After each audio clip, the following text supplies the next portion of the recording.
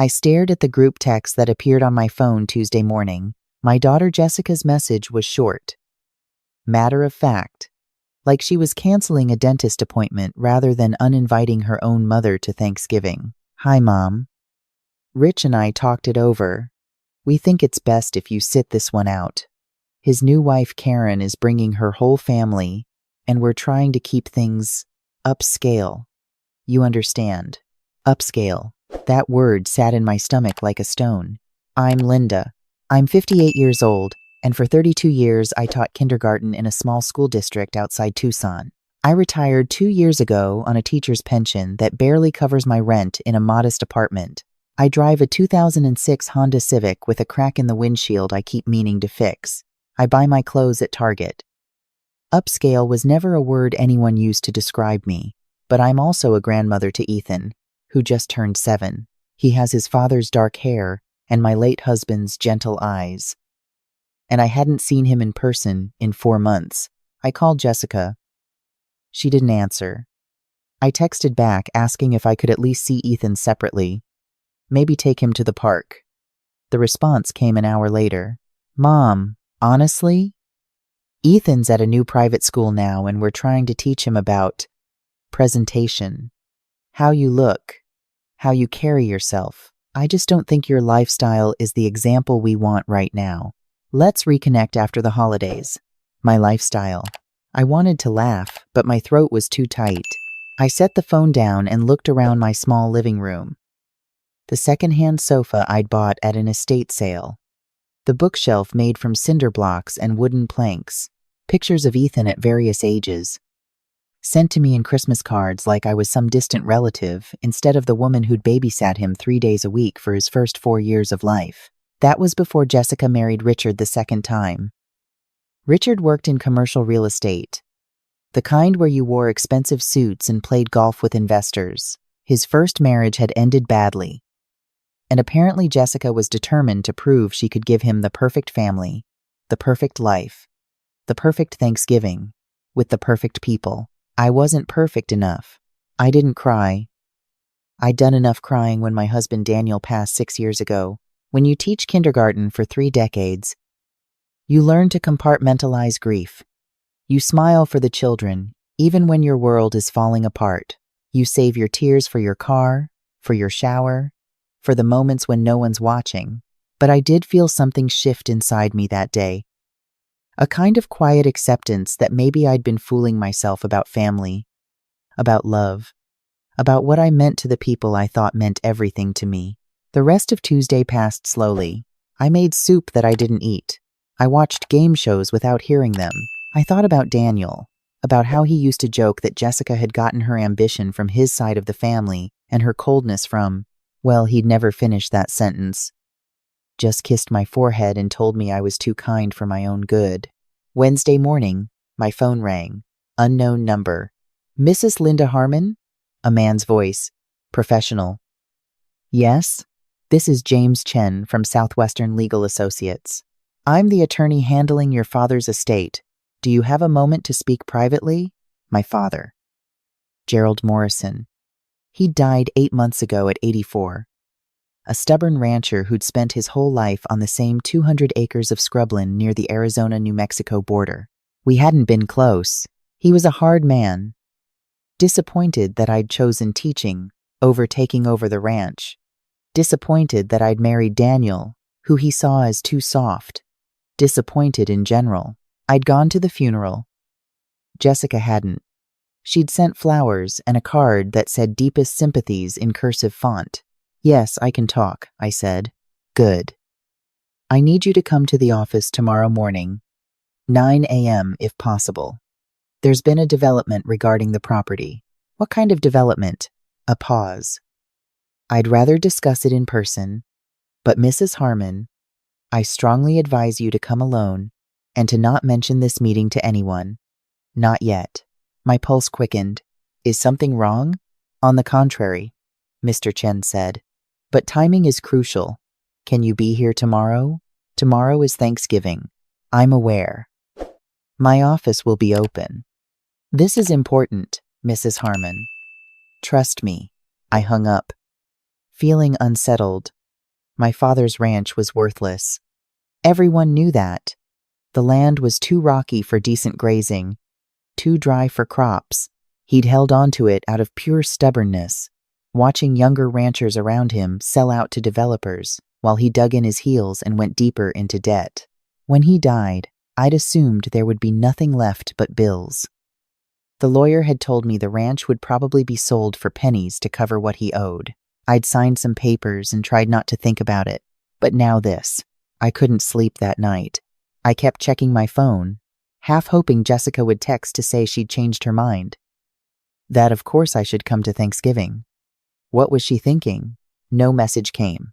Thursday morning, Thanksgiving, I dressed in my best slacks and a blouse I'd bought for parent-teacher conferences. I drove to Mr. Chen's office in Tucson, a small suite in a building that looked like it had been there since the 70s. He was younger than I expected, maybe 40, with kind eyes behind wire-rimmed glasses. He shook my hand firmly and gestured to a chair across from his desk. "Thank you for coming, Mrs. Harmon. Can I get you coffee?" "No, thank you. Can you just tell me what this is about?" He opened a folder. "Your father's property. As you know, it's been in probate. We were in the process of surveying the land for potential sale when something unexpected came up." He slid a document across the desk. It was filled with geological terms I didn't understand. "In simple terms," he continued, "a mining company doing exploratory work in the region discovered something. Your father's land sits on top of a significant lithium deposit." I stared at him. "Lithium? It's used in batteries, electric vehicles, smartphones, renewable energy storage. The demand has skyrocketed in recent years. The deposit under your father's ranch is substantial." My mouth felt dry. "How substantial?" Mr. Chen smiled. "Let me put it this way. 3 companies have already submitted bids for mining rights.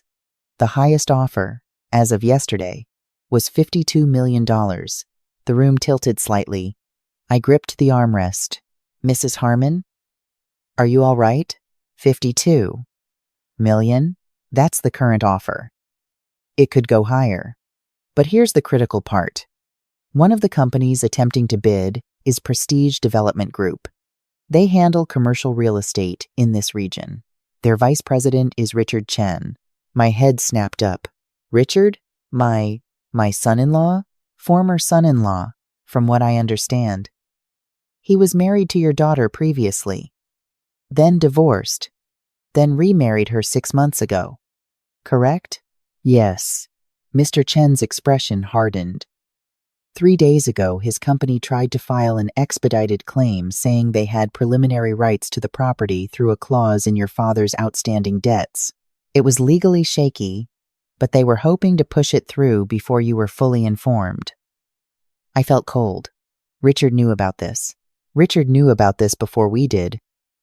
His company has connections with the mining survey teams. "Mrs. Harmon, I need to ask you something important. Have you told your daughter anything about this meeting? Has she or Richard contacted you recently about anything related to your father's estate?" "No, Jessica." I swallowed hard. "Jessica uninvited me to Thanksgiving yesterday. Said I wasn't upscale enough for her husband's new family." Mr. Chen's jaw tightened. "I see. What do I do?" "We sign the paperwork. Today. Right now." He pulled out another folder. "This is a contract with Mountain States Energy. They're offering $47 million, which is less than Prestige's $52 million bid. But they're offering it clean. No contingencies, no legal games, $5 million upfront within 48 hours, the rest in structured payments over 10 years.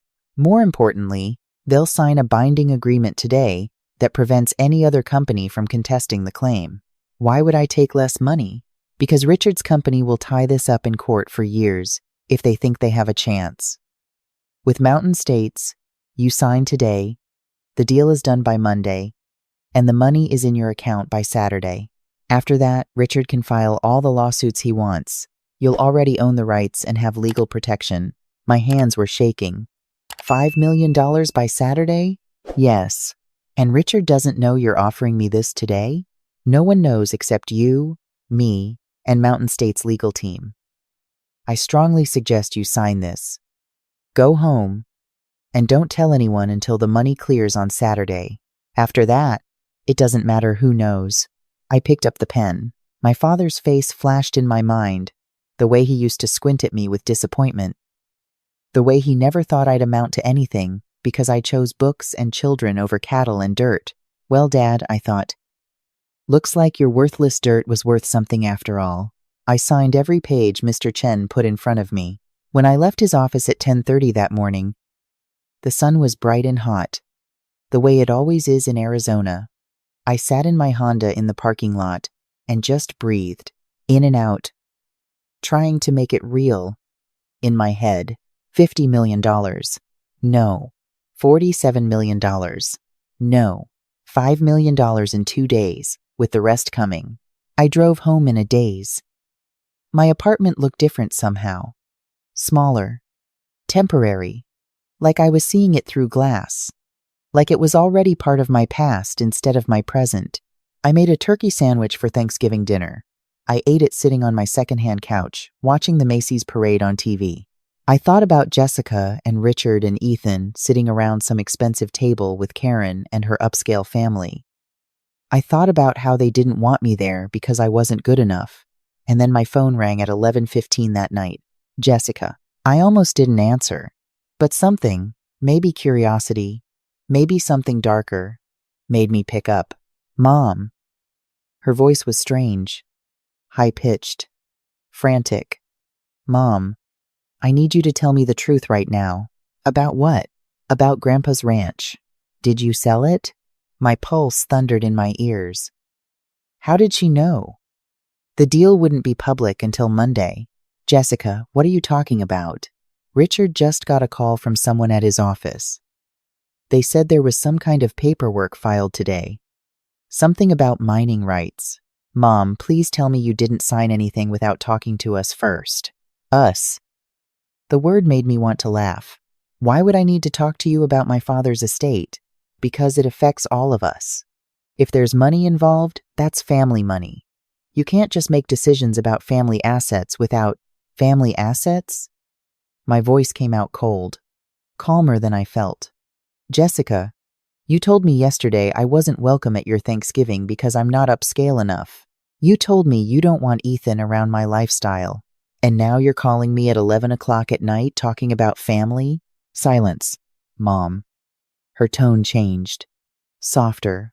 Wheedling. Mom, I'm sorry about that. I was stressed. Karen was pressuring me, and I didn't mean it the way it sounded. You know I love you. Do I? Of course you do. You're my mother. Look, whatever is going on with the ranch, we need to talk about it. Together. As a family. Richard says there might be some kind of opportunity with the land, and we just want to make sure you're protected. That someone's not taking advantage of you. I closed my eyes, saw myself signing those papers in Mr. Chen's office, heard his words. Don't tell anyone until the money clears. Jessica, I said quietly. I don't know what Richard heard, but there's nothing going on with the ranch. It's still in probate. Nothing's been decided. Are you sure? Because Richard seemed really certain that Richard doesn't know anything about my father's estate. Why would he? Another pause. I could almost hear the gears turning in her head. Okay, she said finally. Okay. But Mom, if anything does come up, promise you'll talk to us first? Before you sign any papers or make any decisions? Richard knows people. Lawyers, financial advisors. We can help you navigate this. I appreciate that. And Mom, about Thanksgiving, why don't you come over this weekend? We can have a belated dinner. Just family. You can see Ethan. That sounds nice. Great. I'll text you. Love you, Mom. She hung up before I could respond. I sat there in the dark, phone in my hand, and something my husband Daniel used to say came back to me.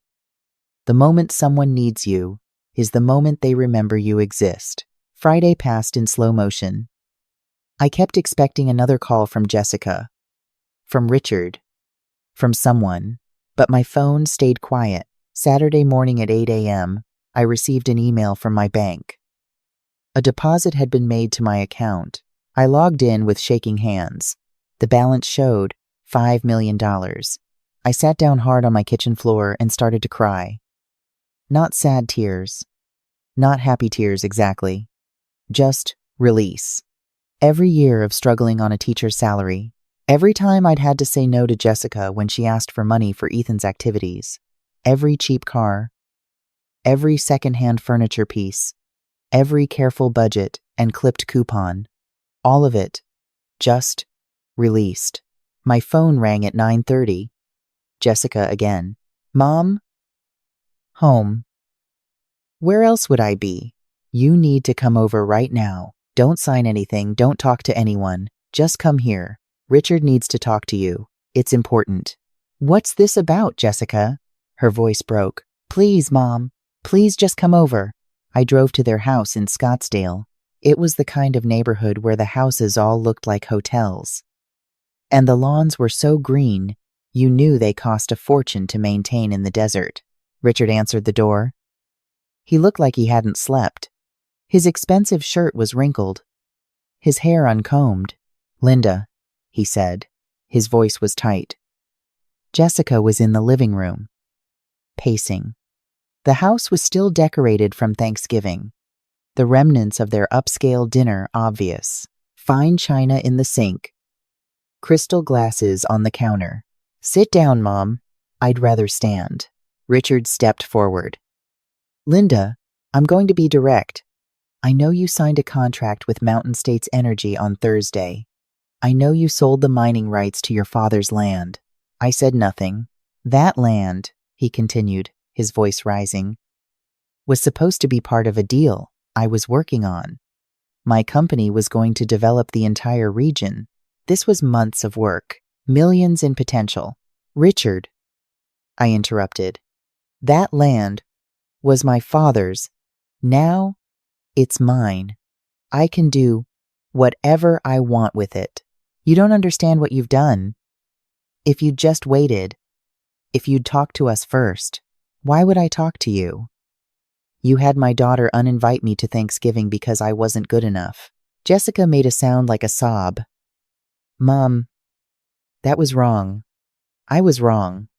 But you can't just make decisions like this without thinking about how it affects all of us. How does it affect you, Jessica? It's not your money.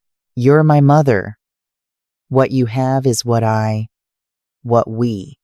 She couldn't finish the sentence. Richard could. Family takes care of family, Linda. That's how it works. When someone in the family comes into money, everyone benefits. That's basic decency. I looked at him, really looked at him, at his expensive watch and his entitled face and the way he stood in his showroom house talking to me about decency. Is that how it works? I asked softly. Yes. Did I benefit when you told Jessica to disinvite me to Thanksgiving? He had the grace to look away. Did I benefit when I wasn't allowed to see my grandson for 4 months because my lifestyle wasn't upscale enough?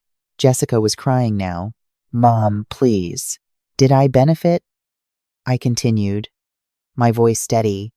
When you got divorced from Jessica and left her with nothing, then came back into her life, once you needed a stable family image for your business partners, Richard's face went dark. You don't know what you're talking about. I know that Mr. Chen told me your company tried to file a false claim on my father's land. I know you knew about the lithium deposit for weeks and didn't tell me. I know you were trying to steal from me. That's not. Get out of my way, Richard. He didn't move. Linda, be reasonable. You're a retired teacher. You don't know how to handle this kind of money. You'll waste it, lose it, get scammed. Let us help you. We can set up proper investments, a trust fund. Funny you should mention a trust fund, I said. I opened my purse and pulled out the papers Mr. Chen had given me Friday afternoon. I've already set one up. For Ethan, $20,000 a year for his education, starting now. When he turns 18, He gets full access to $500,000 more for college, or whatever he chooses. Jessica's eyes went wide. Mom, you didn't have to. The trust is irrevocable. Neither you nor Richard can touch it. It goes directly to Ethan. Mr. Chen is the trustee. That's not enough, Richard said flatly. You made $47 million on that land. You're going to give your grandson $500,000 and keep the rest? That's selfish. I smiled. It felt strange on my face. Yes, I suppose it is. Mom! Jessica grabbed my arm. You can't be serious. You're really going to cut us out? Your own daughter? I'm not cutting you out, sweetheart. You cut yourself out when you decided I wasn't good enough for your Thanksgiving table. That was one mistake. One stupid thing I said. No, I said gently. It was what you really think. It's what you've thought for years. I'm an embarrassment. I'm not successful. I'm not upscale. That's not true. Then why haven't I seen Ethan in 4 months? She had no answer. I pulled my arm free. I'm leaving now. I'm moving to Florida. I've always wanted to live near the ocean. I'm buying a little house on the beach. Something modest. Something me. You're moving? Jessica's voice was small. Yes. What about Ethan? I've set up video calls with him. Every Sunday, at 2 p.m., Mr. Chen has already cleared it with the school. If you try to block them, the trust fund has a clause that gives him the right to sue for grandparent visitation rights. Richard's face was purple. You can't do this. I already did. I walked to the door. Jessica followed, crying. Mom, please. Don't do this. Don't leave. We can fix this. We can be a family again. I turned to face her. My daughter, my only child. She looked so much like Daniel in that moment, and it broke my heart all over again. Jessica, I said quietly. We can be a family, but not like this. Not with you treating me like I'm worthless until you need something from me. That's not family. That's exploitation. I never thought you were worthless. Then why did you act like it? She didn't have an answer for that either. I drove home with tears running down my face, but I didn't stop. I didn't turn around. 2 weeks later, I bought a small house in Clearwater Beach, Florida. It's pale blue with white shutters and a front porch that faces the ocean. I can hear the waves from my bedroom. I can walk on the sand every morning. I can watch the pelicans dive for fish while I drink my coffee. Every Sunday at 2 p.m., my laptop chimes, and Ethan's face appears on the screen. He tells me about school, about his friends, about the books he's reading. He asks me about the ocean, about the seashells I collect for him, about when he can come visit. Soon, I always tell him, when you're a little older, you can come stay with me for a whole week. We'll build sandcastles and look for dolphins. His eyes light up. Promise? I promise. Jessica calls sometimes. The conversations are awkward. She asks how I am, if I need anything, if I've thought about her offer to visit. She never apologizes. Not really. She dances around it, says things like, I wish things were different, or I hope we can move past this. But she never says, I'm sorry for treating you like you didn't matter. Richard doesn't call. I hear from Jessica that his company is struggling, that the deal he was counting on fell through, that they might have to sell the Scottsdale house. I don't feel sorry for him. Sometimes I feel sorry for Jessica. She's my daughter, and I love her. But I also know that love doesn't mean letting people treat you badly. Love doesn't mean sacrificing your dignity so others can feel superior. My father left me a gift. Not intentionally. He probably would have been furious to know his worthless scrubland made me rich. But in a strange way, that gift came with a lesson. Your worth isn't defined by what other people think you're worth. It's not in your job title, or your bank account, or your address. It's in knowing when to say no, when to walk away, when to protect yourself from people who only value you for what you can give them. I sit on my porch in Florida and watch the sunset paint the ocean pink and gold. I think about Thanksgiving dinner alone in my apartment. I think about Jessica's text telling me I wasn't upscale enough. And I think about the look on Richard's face when I told him I'd already moved the money. I'll never be upscale. I'll always be a retired kindergarten teacher who buys her clothes at Target and drives an old car. Even with $47 million, that's who I am. But I'm also a woman who knows her own worth. And that, I've learned, is worth more than all the fancy Thanksgiving dinners in the world.